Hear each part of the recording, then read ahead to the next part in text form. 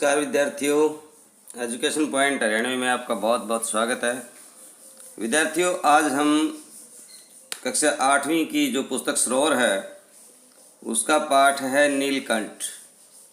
एक बहुत सुंदर कहानी के रूप में लेखिका महादेवी वर्मा ने मोर का चित्रण किया है। महादेवी वर्मा बचपन से ही पशु पक्षियों से अत्यधिक प्रेम करती थी और उसने अपने जीवन में अनेकों पशु और पक्षी पाले। जैसे मयूर, मोर की हम बात करें तो नीलकंठ, बिल्ली का उन्होंने चित्रा नाम रखा, हिरनी का नाम उन्होंने सोना रखा, गाय का नाम उन्होंने गोरा रखा और इसी प्रकार कुत्ते का नाम उन्होंने नीलू रखा। तो असंख्य जीव जो है उन्होंने पाले और उनका किस तरह से दुखांत हुआ और उसके हृदय को कितना कचोटा, ये चीज़ें इस कहानी में प्रदर्शित की गई हैं। तो आइए पहले हम पढ़ लेते हैं शब्दार्थों को। अतिथि, मेहमान, तथ्य, सत्यता, पक्षी शावक, पक्षी के बच्चे, खासियत, विशेषता, यत्न, प्रयास, आश्वस्त, निश्चिंतता, नव आगंतुक, नए आने वाले, काया पलट, भारी परिवर्तन, चिड़ीमार, बहेलिया, संकीर्ण, संकरा, निरीक्षण, जांच या मुआयना, सुरखाब, चकवा और चकोर। रद्दी होता है बेकार, आविर्भूव माने उत्पन्न, अभिमानिनी घमंडी, कायाकल्प शरीर का नया निर्माण हो जाना।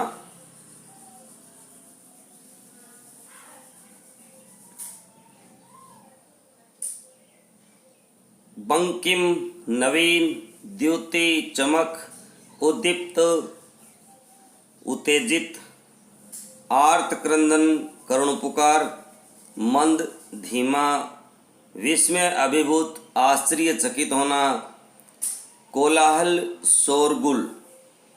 स्तबक होता है गुच्छा, स्तबक गुच्छा है गुलदस्ता।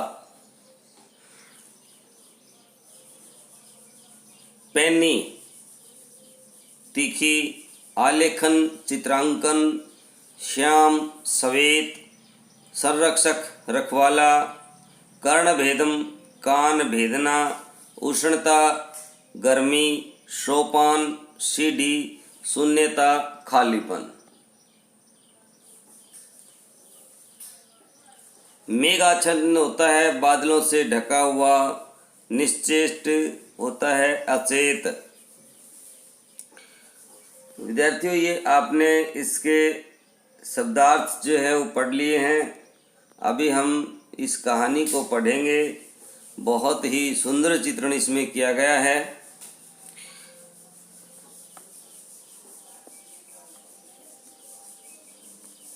भाई, चैनल पर कोई नया है तो चैनल को सब्सक्राइब ज़रूर कर ले, क्योंकि मैंने 6ठी से लेकर के 10वीं तक, +2 तक हिंदी और संस्कृत का जो सारा आपका सिलेबस है वो लगभग डाल दिया है। फिर भी किसी विद्यार्थी को कोई वीडियो चाहिए तो मुझे कमेंट बॉक्स में लिख करके बताए। कोई कमी रहती है तो कमेंट बॉक्स में लिख करके बताए। अच्छा लगता है तो आप कमेंट बॉक्स में लिख करके अपनी राय मुझे ज़रूर भेजें। तो आइए पढ़ते हैं नीलकंठ की कहानी। स्थिति क्या है? लेखिका बाहर से आती है कहीं से और वह एक चिड़ियों की दुकान के करीब से निकलती है। चिड़ियों की दुकान का मालिक जो है लेखिका को पहले से जानता है। उनकी आपस में बातचीत शुरू होती हैं। कैसे शुरू होती हैं? उस दिन एक अतिथि को स्टेशन पहुंचाकर मैं लौट रही थी कि चिड़ियों और खरगोशों की दुकान का ध्यान आ गया और मैंने ड्राइवर को उसी ओर चलने का आदेश दिया। बड़े मियाँ चिड़ी वाले को की दुकान के निकट पहुंचते ही उन्होंने सड़क पर आकर के ड्राइवर को रुकने का संकेत दिया तो मेरे कोई प्रश्न करने से पहले ही उन्होंने कहना आरंभ किया।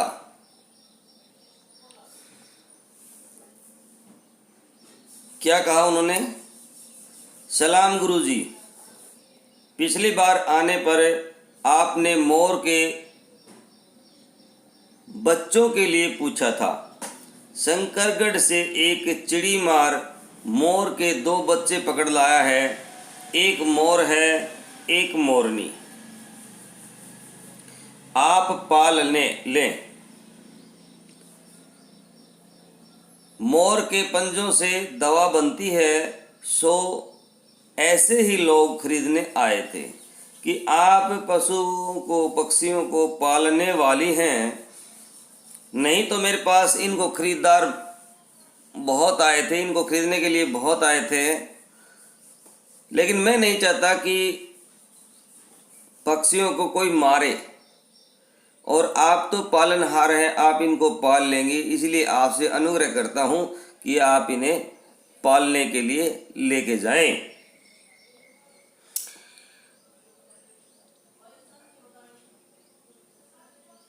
क्योंकि आखिर मेरे सीने में भी तो इंसान का दिल है, यानी मैं पक्षियों को मरते हुए नहीं देख सकता।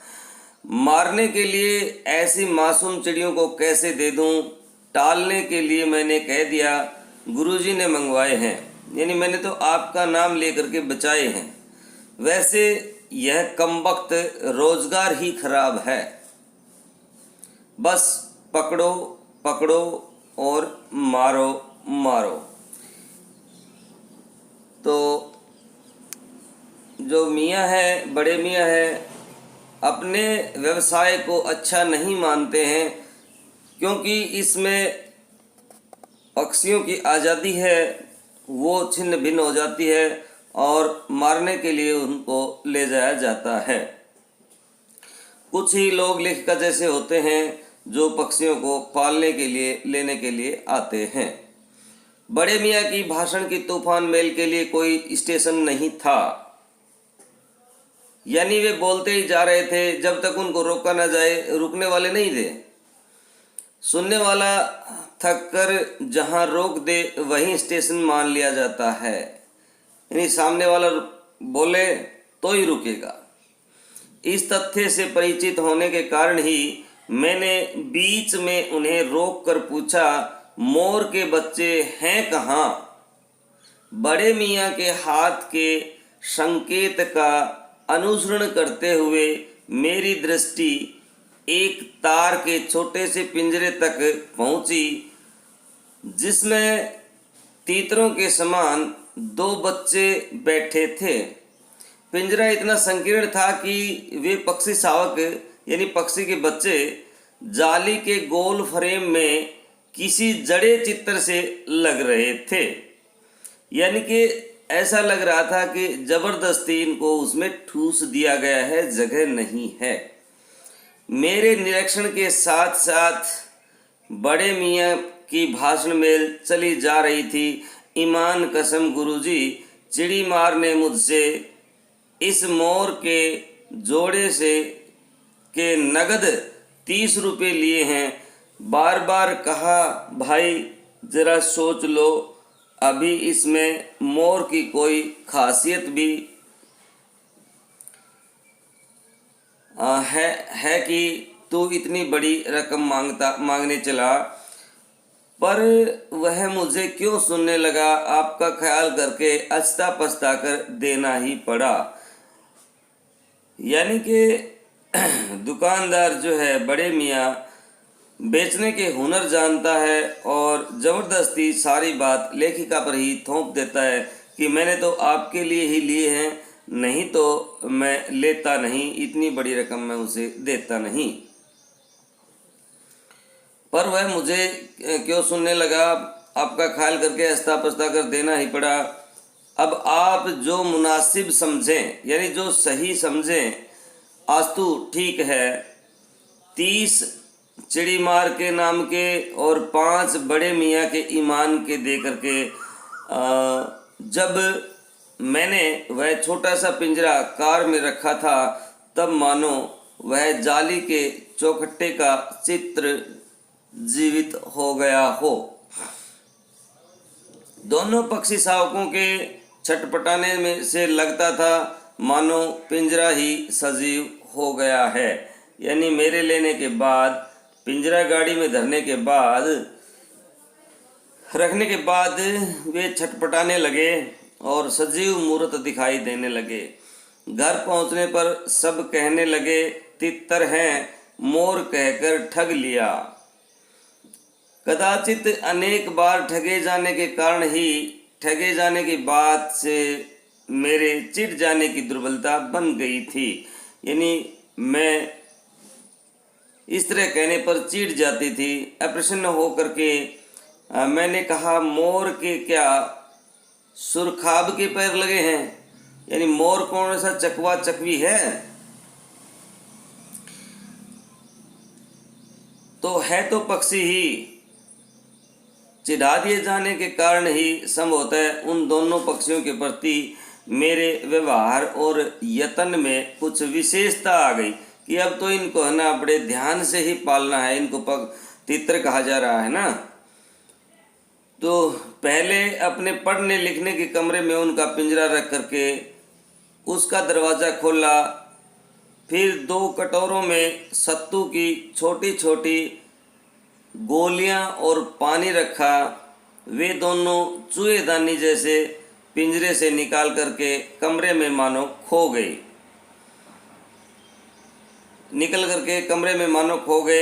कभी मेज़ के नीचे घुस गए, कभी अलमारी के पीछे। अंत में इस लुक्का छिपी से थक करके उन्होंने मेरी रद्दी कागज़ों की टोकरी को अपने लिए बसेरे का गौरव प्रदान किया।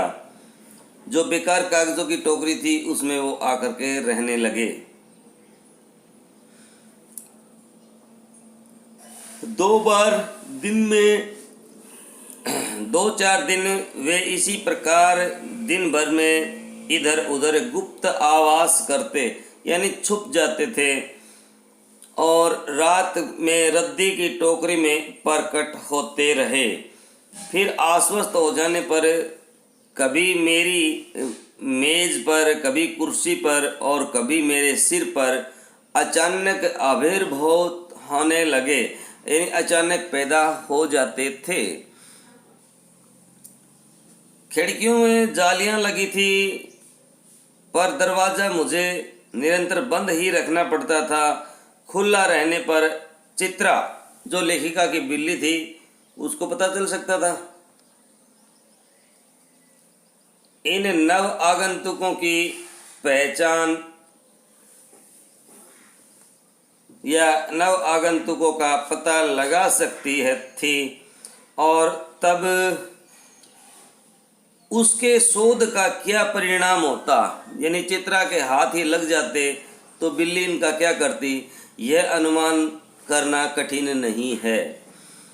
वैसे वह चूहों पर भी आक्रमण नहीं करती थी, परंतु यहाँ तो 2 सर्वथा अपरिचित पक्षियों की अनाधिकार चेष्टा का प्रश्न था। यानी पहले उसने ये पक्षी देखे नहीं थे ना,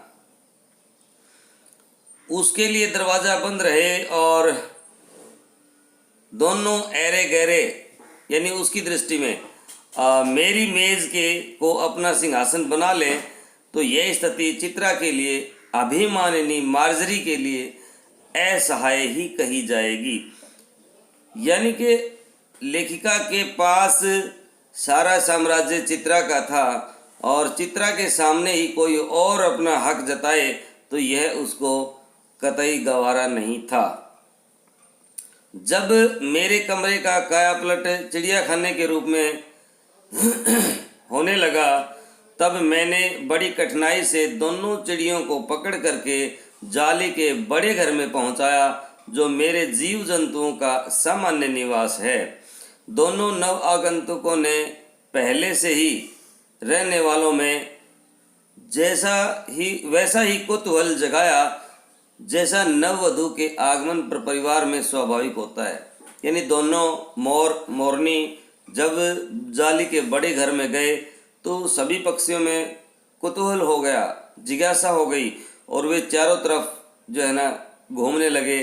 ठीक इसी तरह से जिस तरह से नववधु के इर्द गिर्द नई औरतें घूमा करती हैं।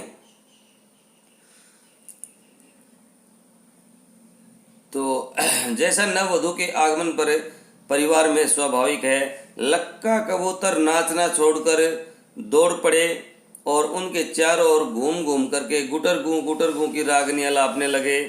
बड़े खरगोश सभ्य सभासदों के समान क्रम में बैठकर गंभीर भाव में उनका निरीक्षण करने लगे। ऊन की गेंद जैसे छोटे खरगोश उनके चारों ओर उछल कूद मचाने लगे। तोते मानो भली बातें देखने के लिए एक आंख बंद करके उनका परीक्षण करने में लगे। उस दिन मेरे चिड़ियाघर में मानो भूचाल आ गया। धीरे धीरे दोनों मोर के बच्चे बढ़ने लगे। उनका कायाकल्प वैसा ही कर्म और रंगमय था जैसे इल्ली से तितली का बनना।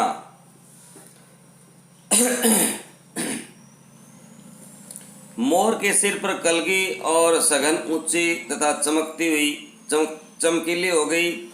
चोंच अधिक बंकिम पैनी बड़ी और पैनी हो गई। गोल आँखों में नीलाभ द्युति झलकने लगी।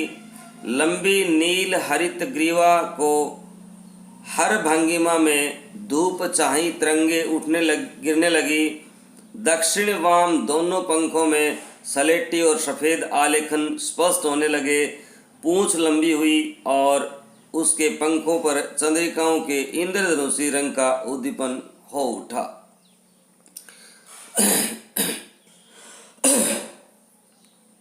रंग रहित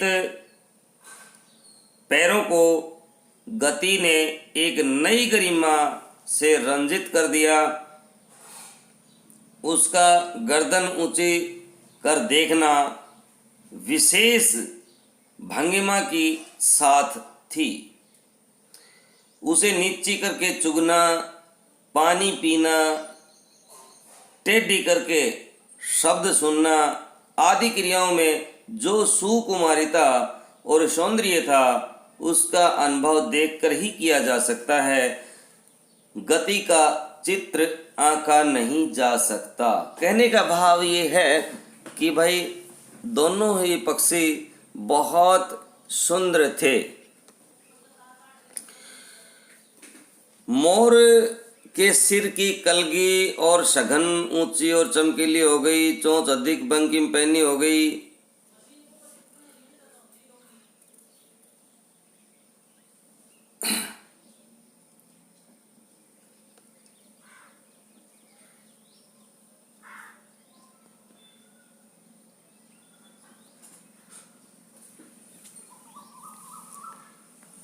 मोरनी का विकास मोर के समान चमत्कारिक तो नहीं हुआ, परंतु अपनी लंबी धूप छाई गर्दन, हवा में चंचल कलगी, पंखों की श्याम श्वेत पत्र लेखा मंत्र गति आदि से वह भी मोर की उपयुक्त सहचरणी होने का प्रमाण देने लगी। नीलाभ ग्रीवा के कारण मोर का नाम रखा गया नीलकंठ और उसकी छाया के समान रहने के कारण मोरनी का नामकरण हुआ राधा।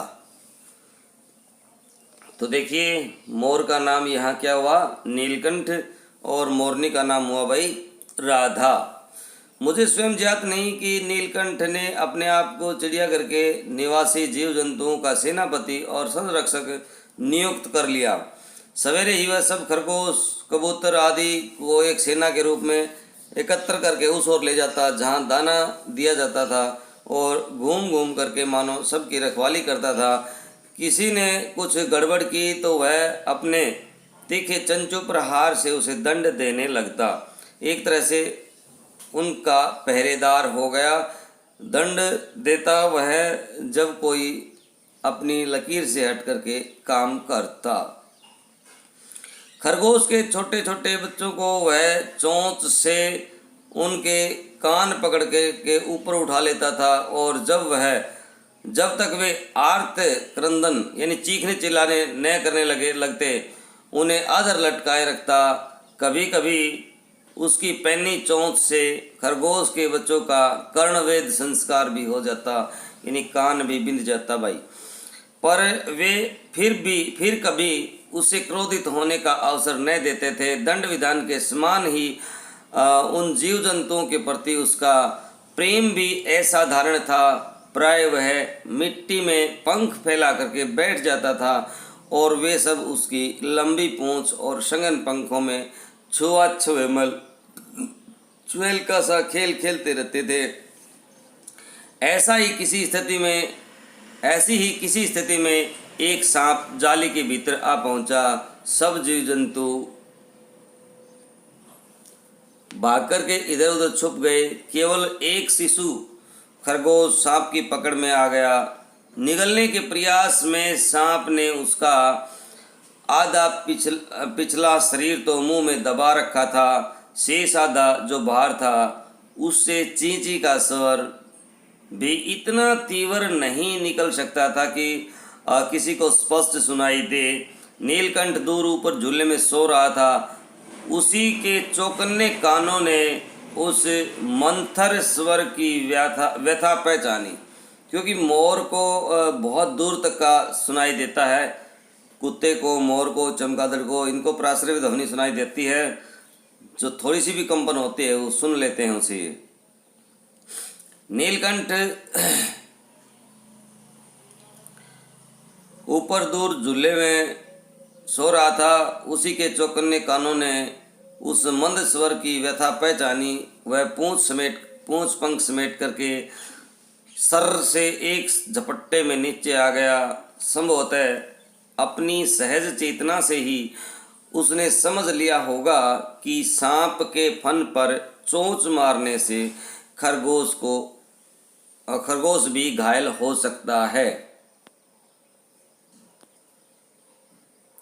उसने सांप को फन के पास से पंजों में दबाया और फिर चोंच से इतने प्रहार किए कि वह अधमरा हो गया। पकड़ ढीली पड़ते ही खरगोश का बच्चा मुख से निकल तो आया, परंतु निश्चेष्ट सा वहीं पड़ा रहा। यानी खरगोश का बच्चा सांप की पकड़ में आने से बेहोश हो गया। राधा ने सहायता देने की आवश्यकता नहीं समझी, परंतु अपनी मंद केका से धीमी धीमी आवाज़ से किसी असामान्य घटना की सूचना सब ओर प्रसारित कर दी। माली पहुंचा, फिर हम सब पहुंचे। नीलकंठ जब सांप के 2 खंड कर चुका था तब उस शिशु खरगोश के पास गया और रात भर उसे पंखों के नीचे रख उष्णता देता रहा। कार्तिकेय ने अपने युद्ध वाहन के लिए मयूर को क्यों चुना होगा, यह उस पक्षी का रूप और स्वभाव देखकर ही समझ में आ जाता है। क्योंकि देखिए नीलकंठ है वह पक्षियों से, बाकी पक्षी और पशुओं से भी कितना प्रेम करता है। उसने सांप से उसको बचाया, खरगोश को बचाया, खरगोश के बच्चे को, और अब सारी रात उसको होश में लाने के लिए उसे अपनी पंखों में भी बिठाकर रखा। मयूर कला प्रिय वीर पक्षी है, हिंसक मात्र नहीं है, यानी हिंसक प्राणी नहीं है, कला प्रिय भी है। इसी से उसे बाज, नील आदि की श्रेणी में नहीं रखा जा सकता। इसका जीवन ही क्रूर क्रम है। नीलकंठ में उसकी जातिगत विशेषताएं तो थी ही, उसका मानवीकरण भी हो गया था। मेघों की समेत सांवली छाया में अपने इंद्रधनुष के गुच्छे जैसे पंखों को मंडलाकार बना करके जब वह नाचता था, तब उस नृत्य में एक शहजात लय ताल रहती थी।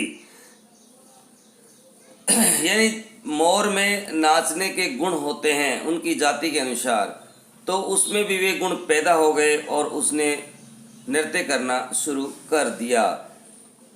आगे पीछे दाएं बाएं क्रम में घूमकर वह किसी अलक्ष्य सम पर ठहर जाता था। राधा नीलकंठ के समान नहीं नाच सकती थी, परंतु उसकी गति में एक छंद रहता था। वह नृत्य मग्न नीलकंठ की दाहिनी ओर के पंखों को छूती हुई बाईं ओर निकल जाती और बाईं ओर के पंख को स्पर्श करती हुई दाहिनी ओर। इस प्रकार उसकी परिक्रमा में भी एक पूरक ताल परिचय मिलता था। नीलकंठ ने कैसे समझ लिया कि उसका नृत्य मुझे बहुत भाता है, यह तो नहीं बताया जा सकता, परंतु अचानक एक दिन वह मेरे जाली घर के पास पहुंचते ही अपने झूले से उतरकर नीचे आ गया और पंखों का सतरंगी मंडलाकार छाता बना तान करके नृत्य की भंगिमा में खड़ा हो गया। तब से वह नृत्य भंगिमा नित्य रूप का क्रम बन गई थी। प्राय मेरे साथ कोई न कोई देसी विदेशी अतिथि भी पहुंच जाता था और नीलकंठ की मुद्रा को अपने प्रति सम्मान पूर्वक समझ करके विस्मय अभिभूत हो उठता था। कई विदेशी महिलाओं ने तो उसे परफेक्ट जेंटलमैन की उपाधि भी दे डाली। जिस नुकीली पैनी चोंच से वह भयंकर विषधर को यानी सांप को खंड खंड कर सकता था, उसी से मेरी हथेली पर रखे हुए भुने हुए चने ऐसी कोमलता से होले होले उठा करके खाता था कि हंसी भी आ जाती थी और विस्मय भी होता था। फलों के वृक्षों से अधिक उसे पुष्पित और पल्लवित वृक्ष भाते थे। यानी फलों से ज़्यादा अच्छा क्या लगता था उसे? जो पुष्प वृक्षों पे नए नए पत्ते आते थे ना, पुष्पित और पल्लवित वृक्ष थे, वो उसे अच्छे लगते थे। वसंत में आम के वृक्ष सुनहली मंजरियों से लद जाते थे। अशोक नए लाल पत्तियों पल्लवों से ढक जाता था। तब जाली घर में वह इतना ऐसी तरह उठता था कि उसे बाहर छोड़ देना पड़ता था। नीलकंठ और राधा की सबसे प्रिय ऋतु तो वर्षा ही थी। मेघों के उमड़ आने से पहले ही वे हवा में उसकी सहज आहट या सैजल आहट पा लेते थे और तब उनकी मंद केका की गूंज अनुगूंज तीव्र से तीव्रतर होती हुई मानो बूंदों के उतरने के लिए सोपान पंक्ति बनने लगती थी। मेघ के गर्जन के ताल पर ही उसके तन्मय नृत्य का आरंभ होता था और फिर मेघ जितना अधिक गरजते, बिजली जितनी अधिक चमकती, बूंदों की रिमझिमाहट जितनी तीव्र होती थी, नीलकंठ के नृत्य का वेग उतना ही बढ़ता जाता था। उसकी केका का स्वर उतना ही मंद से मंदतर होता जाता था। वर्षा के थम जाने पर वह दाहिने पंजे पर दाहिना पंख और बाएं पंजे पर बायां पंख फैला करके सुखाता। कभी कभी वे दोनों एक दूसरे के पंखों से टपकने वाली बूंदों को चोंच से पी पी करके पंखों का गीलापन दूर करते थे। इस आनंद उत्सव की रागनी में बेमेल स्वर कैसे बज उठा, यह भी एक करुण कथा है। यानी दोनों कितने खुश रहते थे, प्रसन्नचित रहते थे, उनके बीच में तीसरा कौन आया, बड़ी करुणाजनक जो है ना कथा है। कैसे उनका जीवन सुख में होते हुए भी दुख में परिवर्तित हो गया। एक दिन मुझे किसी कार्य से नखास कोने से निकलना पड़ा। बड़े मियाँ ने पहले के समान कार को रोक लिया। इस बार पिंजरे की ओर नहीं देखूंगी, यह संकल्प करके मैंने बड़े मियाँ को विरल दाढ़ी और सफ़ेद डोरे से कान में बंधी ऐनक को ही अपने ध्यान का केंद्र बनाया। यानी पक्षियों की तरफ नहीं देखा, केवल बड़े मियाँ की तरफ देखा। पर बड़े मियाँ के पैरों के पास जो मोरनी पड़ी थी उसे अनदेखा करना कठिन था। मोरनी राधा के समान ही थी। उसके मूंज से बंधे हुए दोनों पंजों पर की उंगलियां टूट करके इस प्रकार एकत्रित हो गई थी कि वह खड़ी नहीं हो सकती थी। मूंज होता है बेटा जो अपने यहाँ झुंड होते हैं उनको झुंडे जो बोलते हैं, उनके ऊपर का जो है एक जो बढ़ा हुआ हिस्सा होता है उसको काट करके उसमें से उतारा जाता है और कूटा जाता है। उससे जेवड़ी जो ना रस्सी वो बनाई जाती है और रस्सी उस रस्सी को है ना मूंज कहते हैं।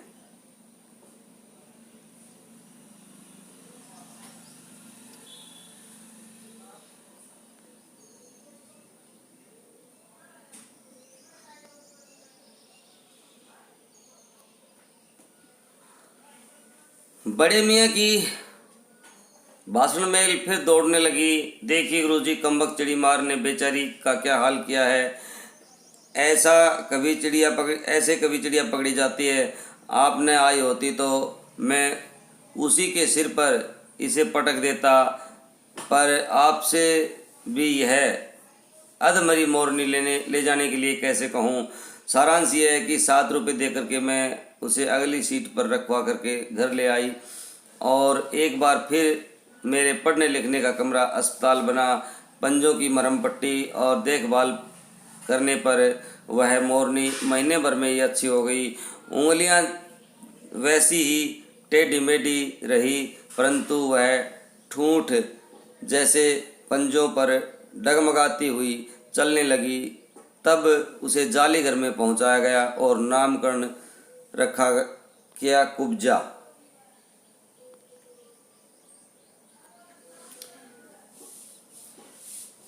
कुब्जा नाम के अनुरूप ही वह स्वभाव से भी कुब्जा ही प्रमाणित हुई। अब तक नीलकंठ और राधा साथ रहते थे, अब कुब्जा उन्हें साथ देखते ही मारने दौड़ती। चोंच से मार मार करके उसने राधा की कलगी नोच डाली, पंख नोच डाले। कठिनाई यह थी कि नीलकंठ उससे दूर भागता था और वह उसके साथ रहना चाहती थी। न किसी जीव जंतु से उसकी मित्रता थी, न वह किसी को नीलकंठ के समीप आने देना चाहती थी।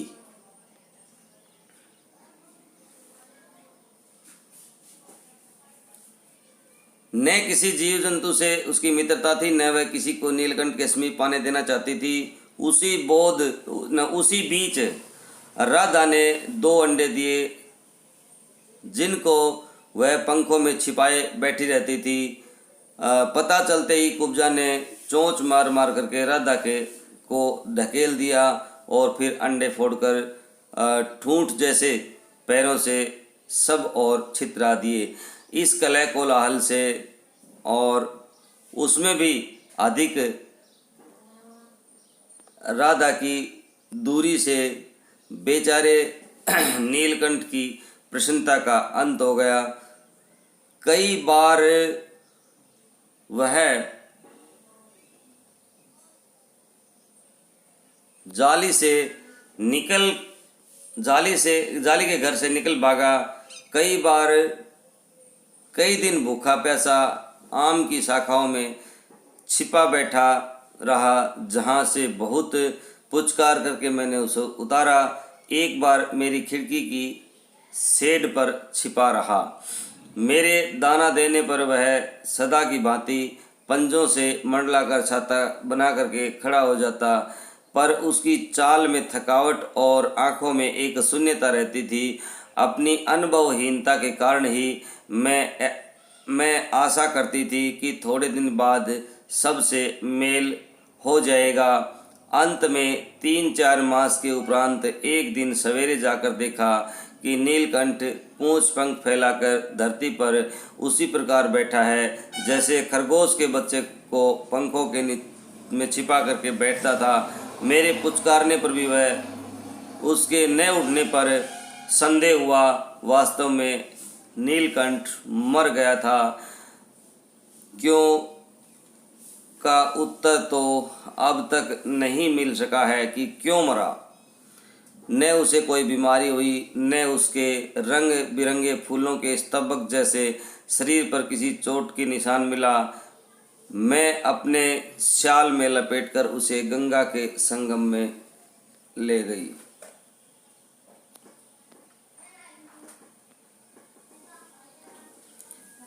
धार में प्रवाहित किया।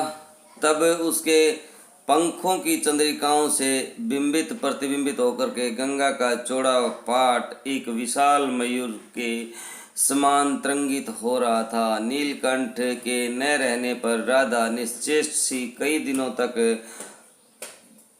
कोने में बैठी रही। वह कई बार भाग करके लौट आया था। अतः वह प्रतीक्षा के भाव से द्वार पर दृष्टि लगाए रहती थी। पर कुब्जा ने कोलाहल के साथ खोज ढूंढ आरंभ की। खोज के क्रम में वह प्राय जाली का दरवाज़ा खुलते ही बाहर निकल जाती थी और आम, अशोक, कचनार आदि की शाखाओं में नीलकंठ को ढूंढती रहती थी। एक दिन आम से उतरी थी कि कजली, जो अलसेशन कुत्ती भाई, सामने आ गई। स्वभाव के अनुरूप उसने कजली पर उसकी चोंच का प्रहार किया। परिणाम तय कजली के 2 दांत उसकी गर्दन में लग गए। इस बार उसका कलह कोलाहल और द्वेष प्रेम भरा जीवन बचाया न जा सका। परंतु इन 3 पक्षियों ने मुझे पक्षी प्रकृति की विभिन्नता का जो परिचय दिया है वह मेरे लिए विशेष महत्व रखता है। राधा अब भी प्रतीक्षा में धुकेली है। आषाढ़ के में जब आकाश मेघों से ढक जाता है तब वह कभी ऊंचे झूले पर और कभी अशोक की डाल पर अपनी केका को तीव्र करके नीलकंठ को बुलाती है। महादेवी वर्मा। तो प्रिय विद्यार्थियों, ये हमने पढ़ा आपका नीलकंठ पाठ। मिलते हैं नेक्स्ट वीडियो में इसके प्रश्नोत्तरों के साथ।